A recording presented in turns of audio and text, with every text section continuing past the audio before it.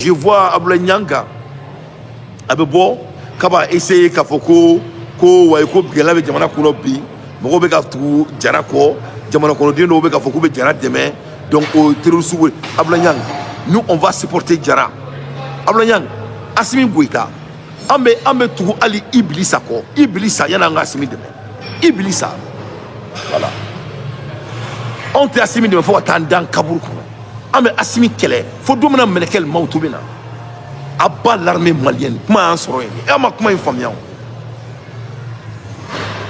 On ne va jamais s'associer avec ces délinquants. On en a marre. Après 60 ans de cette 51 ans que l'armée malienne est en train de prendre notre pays en otage. On m'a dit sur la souka baraye à Moti. Amou bolé, amou frontolé. Mou suis pas au ma fronton y en a dit. Amé fait comme mourir que mourir là. Donc on n'y coupe pas na ibek la kat dabaye kalebeti ici kabena police que doit police que trop bida kono de. Parce que mon équipe, mon économie a monté donc le bon qu'on a mangé on a été calama. Tu seras là n'y, tu sais que quelqu'un qui m'a pris un ton à quelqu'un. Toi tu n'es pas la position monarchie qui vient au Malaya. Donc ay Abdoulaye Nyanga kumakana mais na Nyanga wéré Nyanga va répondre Nyanga Abdoulaye Nyanga kumakana mais. Anga jamana armée beka la gain savati minkam. Ambi mi fodron alibi mo minyana. Kono numbe shia do temena wali ubedina do temena. Ete nya de kalama.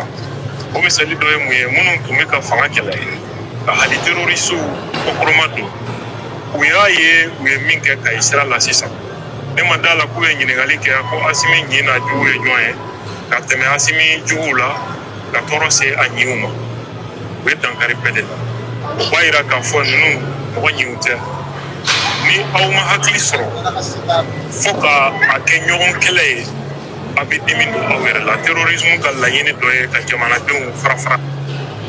Abdoulaye Nyanga, tu sais que moi je t'apprécie beaucoup. Moi je ne kɛlɛ kanu kama. Et je t'apprécie ali bine i coordonner.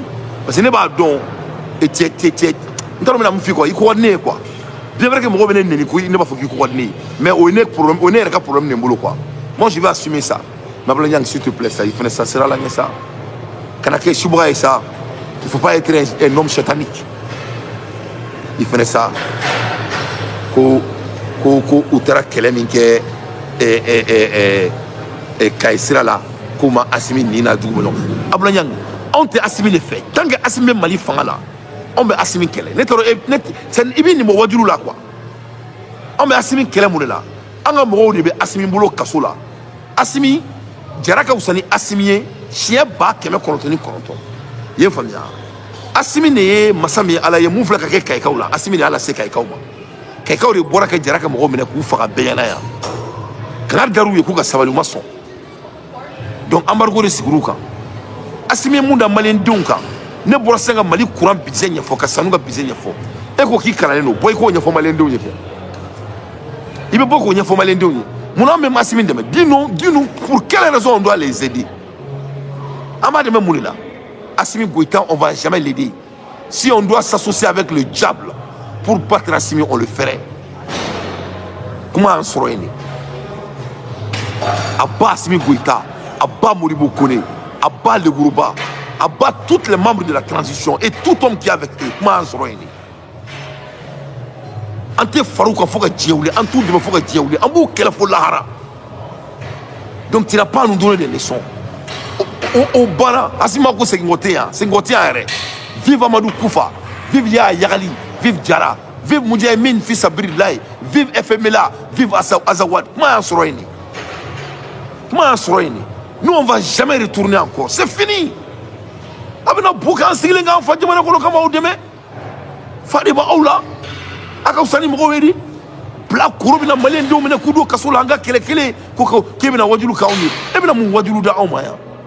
Des délinquants militaires qui vont venir prendre notre pays en otage au lieu d'aller amener le pays au sens commun. Pour que Jamana Jamana sur la cible la Kurubina, Anga Jamana Taotajila, Kevin Waduluka Ankuya, Ebina Waduluka Joneku, Nikele Mbana, vive Amadou Koufa, vive Ya Yagali, vive Jara, vive FMLA, vive Azawad. Comment béni? Abba l'AES. Fadiba Oula, ni surasi blakuru nu mina an fajamana tiga mina an sigile nyana ya kama sigi ka awlaje kabna wajulu ke jone kuna ya ko terroriste. Est-ce qu'il y a un terroriste au Mali plus que ces délinquants militaires? Oui, moi je connais des terroristes. Il s'appelle Assimi Goïta. Je connais des terroristes. Il s'appelle Ilo Gourouba. Je connais des terroristes. C'est vous la transition. Les terroristes. Vous avez terrorisé les Maliens. Et puis, et ma boyanga belle le cerveau de Kasola Bayana. Et ma boka belle de Kasola. Amaka Bayana. Donc, eka mromene kudo Kasola. Kubu Moussou Dongoro. O terroriste. On doit terroristes. Quelle est la différence entre toi qui as pris la liberté des gens et la personne qui a brûlé les citernes? Quelle est la différence? Quelle est la différence? Vous voulez jouer les intellectuels? Dis-moi la différence.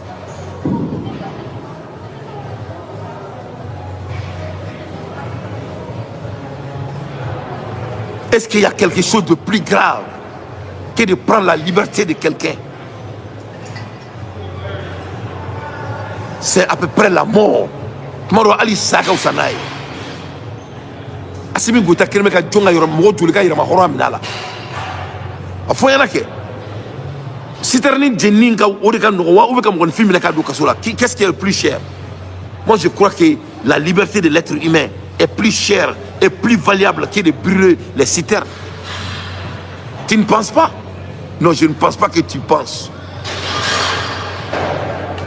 Ramadi fin frère ka gila ramadi wani TFM ya ka kenea on a la liberté.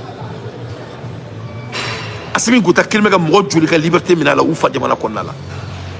Donc ebe songa fo awnyana ko anga nga kami supporter. S'il te plaît, il faut te saisir. Ante Assimi de me foka djeula amba kele fo domina ni ala ni mina la.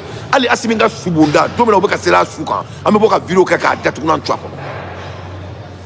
Domino si le kake le groupe souka ame boka detuna ntwa kono ante yafa numa ali siratul mustaqima kuri ba nyedo ukume kelemi go yasoro ni kelemi kene sa fu yumal khiyama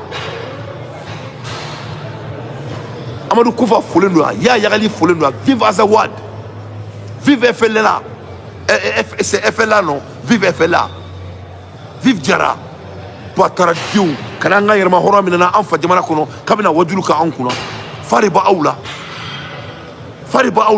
blakuru kabina blakura kana anfa jamana kono abini blakuru don amba kenyo fe kebina wajulu ke moko komi ko wajulu de kadiye kibina foko Jara nunu ye moko fagala wi ko an me fli ko Assimi kama ko amina murefo amba foko bravo montez le volume comment soroini. Jamana séparé de Koundégué Assimi Goïta là, il a eu ce qu'il voulait. Ambe Kanflari là, Ambe Amadou Koufaka Kanela, Ambe Ya Yaralika Kanela, Ambe Azawad Kanela, Ambe FLA Kanela. Comment Soroini de Aboulanyan? Comment Seraini? Le Mali est divisé pour le bon. Sur la souka côté, on est en à côté. Et quoi dit c'est ça? Comme un boy en wolo, un boy en fono. Oh, Beki ka côté ta. La Kourubina Kanga Jamana Minana, Sigling and Anga Kile. Kevin a wajulu ka ankuna. Fadiba Oula. Anote Fardionga Foga Djaouli. Le Mali est devenu comme le Soudan, que chacun prend sa côté. Mansroini. Azawadi Mina Azawadi ka vidéo Kelly Damine, Kazawadi Debe Fulahara. Fadiba Oula.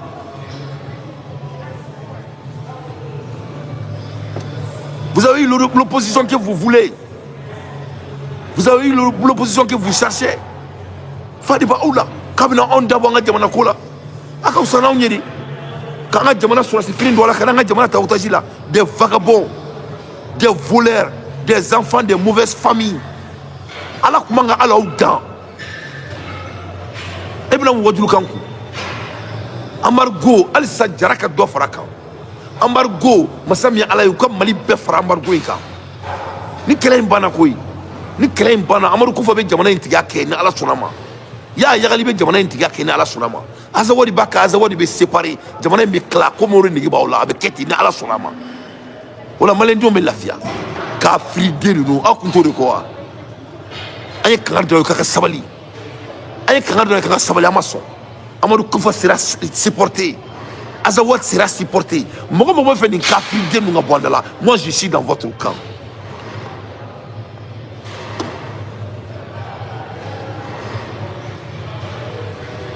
Kassouneke, Bamba Fidini Gabola Kabana Anta Ansonima. Ayo Tekere, Aman Soni, Aman Souneki Gankifa. Kuma Bene. Kuma Bene. Amaka le gouvernement Makono, Kasharabia Bena Moufo, Meboka, Datuna Twakonaya. Dien la Harajugu, Fouardi, Sugalebe, Akabarake, et Batara Demina Kana, Kanisigo, Dolongo, Kimina, Kabata Muri Baraka Auna, Kabina, Kama Amenina, Aka Batara Diako, Nyabana, Nyeda Chedula, Anada Kobeni, Abe New York, Uka Bandi Don, Keleku Jokaranjo, Amaseka to go out Dingulungoa, Amaseka for Dingulunga, Amo Keleful Lahara. Vive Amadou Koufa, vive Ya Yali, vive Azawad. Kuma en soroini mina Azawadi ka communiquer d'amener ka takatana fo yomal kiyama. Ouais, je vais communiquer pour Azawad, je vais communiquer pour Amadou Koufa, je vais communiquer pour Aya Yali, à bas l'armée malienne, à bas Simi Goïta et tout homme qui s'associe avec vous. Kuma en soroini Klente Banfo Lahara. On ne va jamais se réconcilier avec vous.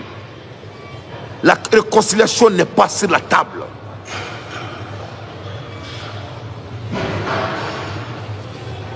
Oui.